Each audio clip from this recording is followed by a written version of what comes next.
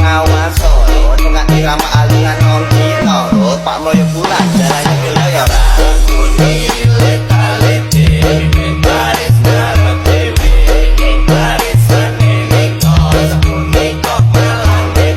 Assalamualaikum warahmatullahi wabarakatuh. Waalaikumsalam warahmatullahi wabarakatuh.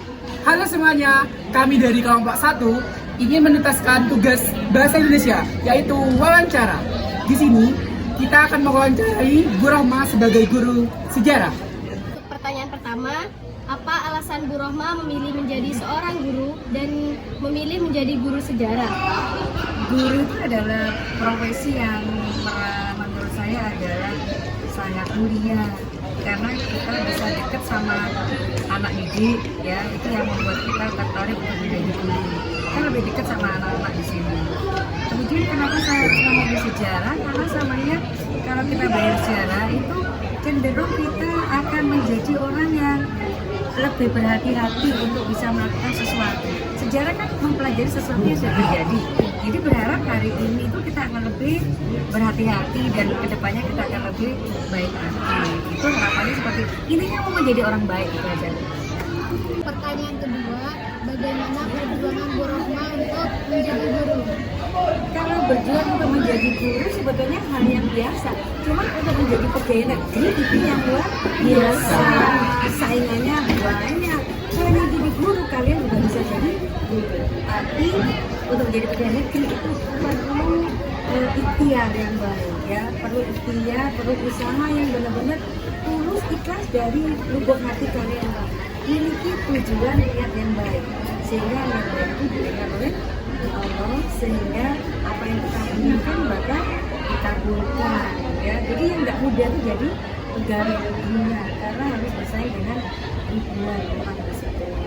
Tapi ya itu tadi begitu kena di pegawai negerinya, apa yang sudah kita dapatkan harus kita syukuri dan kita jalankan dengan baik, karena ini tugas mulia. Seperti itu, ya. Jadi kalian harus benar-benar berusaha. Kalau sekedar jadi guru kalian bisa, siapapun bisa jadi guru. Tapi punya level sebagai ASN pegawai negeri itu nanti yang sulit dan berat jika kalian sudah menaiknya segala. Padahal pendidikan amanah, tugas, ya kan.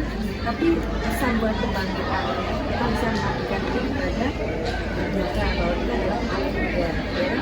Bisa untuk menjadikan anak bangsa ini bermanfaat bagi negara. Gitu.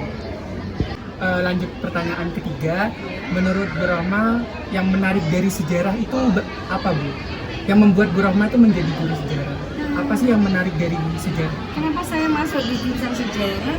Karena di situ banyak touring, banyak travel, banyak wisata, kunjungan dari satu tempat ke tempat yang lain. Jadi Bu Rohma senang kalau mau jalan-jalan ke Jogja, ke Bali. Jadi travelingnya.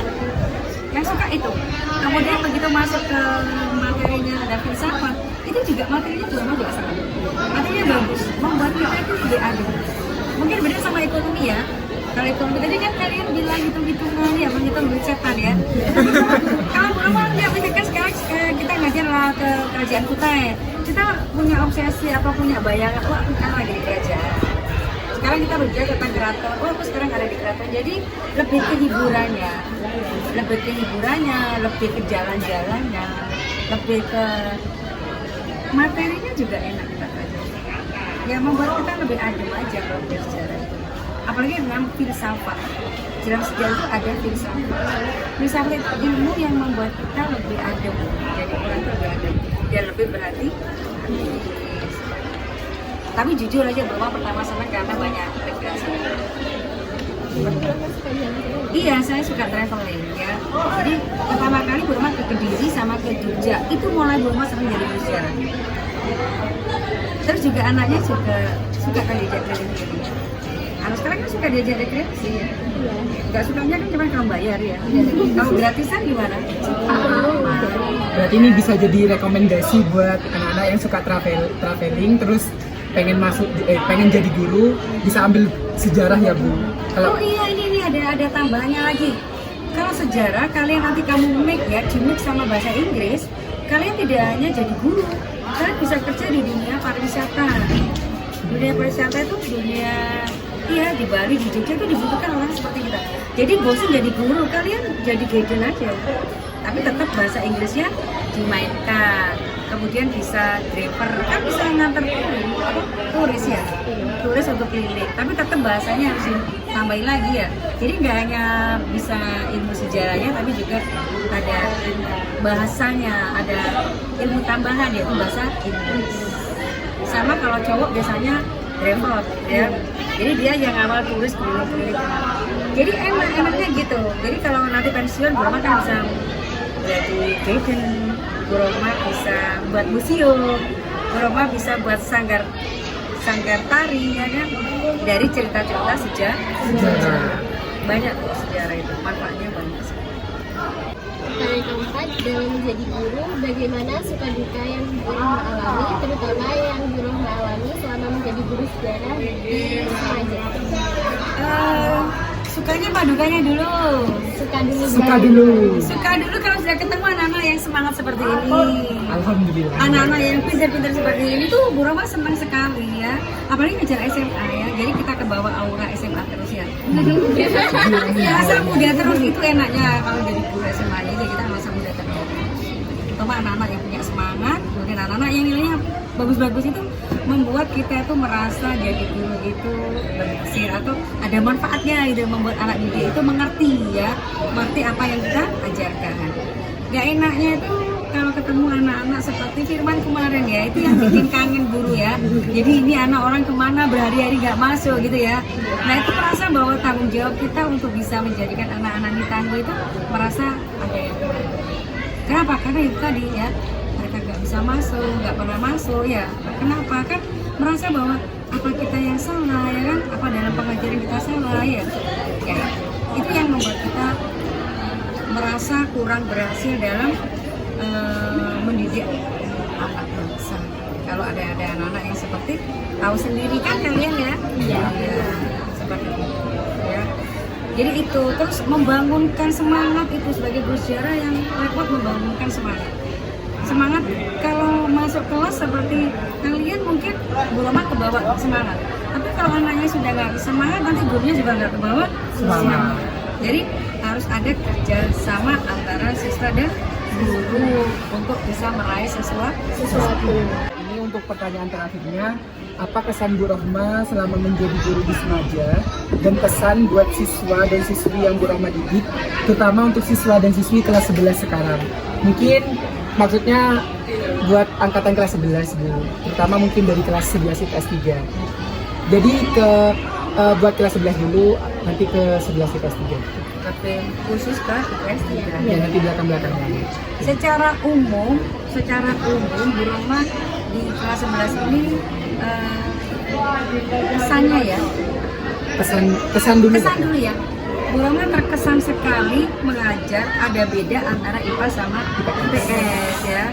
Kemudian saya melihat dari IPA IPS ini ternyata ada satu kelas IPS itu yang kalau saya ajar nggak jauh beda dari kesan masuk IPA.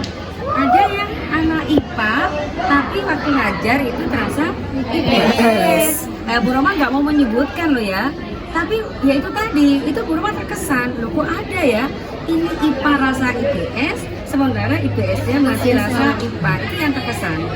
Ya, pesannya Bu Roma di situ ya. Pesannya Bu Roma kelas 11 itu kalian lebih berhati-hati karena ada istilah puber-pubernya anak SMA itu ada di kelas 2, bandel-bandelnya anak itu ada di kelas 2. Jadi kalau kalian kelas 2 itu baik-baik saja, insya Allah kelas 12-nya akan semakin lebih baik. Tapi kalau kelas 2-nya sudah nggak karu-karuan, nanti kelas 3-nya kalian capek ya, kalian berat ya, karena semakin tinggi tingkatan kalian, pelajaran itu semakin sulit.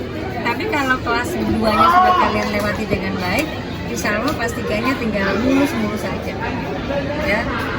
Oke, gitu aja pesannya Bu Roma. Lebih berhati-hati dalam pergaulan apapun, belajarnya lebih difokuskan ya. Terima kasih banyak buat Bu Roma telah meluangkan waktunya buat menjawab pertanyaan-pertanyaan dari kami. Mohon maaf juga mungkin pertanyaan-pertanyaan kami ada yang kurang Seret mungkin ke Bu Rahma.